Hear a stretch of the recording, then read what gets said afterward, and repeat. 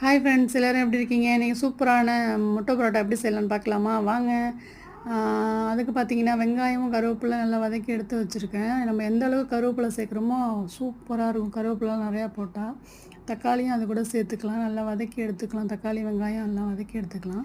அதுக்கப்புறம் பார்த்திங்கன்னா மசாலாஸ்லாம் எடுத்து வச்சுருக்கேன். அது பார்த்திங்கன்னா ஜீரகம், மிளகு, அப்புறம் மஞ்சள்தூள், அதுக்கப்புறம் மிளகாத்தூள், அப்புறம் மட்டன் மசாலா இல்லை சிக்கன் மசாலா சேர்த்திங்கன்னா செம்ம டேஸ்ட்டாக இருக்கும். அப்போ தான் நம்ம கடையில் பார்த்திங்கன்னா சால்னா சேர்ப்பாங்க.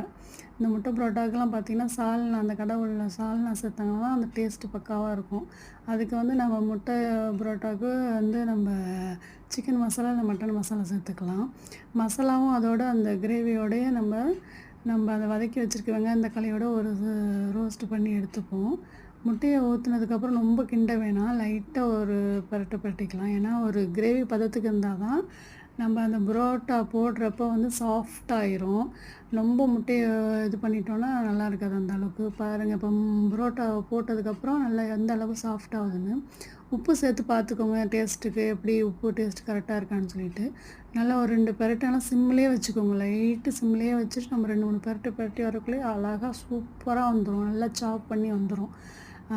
எந்த அளவுக்கு சாப் ஆகிருக்கு பார்த்தீங்களா? எந்த அளவுக்கு சாஃப்டாகவும் இருக்கும். சாப்பிட்றதுக்கு அவ்வளோ டேஸ்ட்டாக இருக்கும்.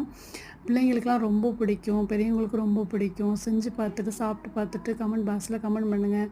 சப்ஸ்கிரைப் பண்ணுங்கள், ஷேர் பண்ணுங்கள். தேங்க்யூ.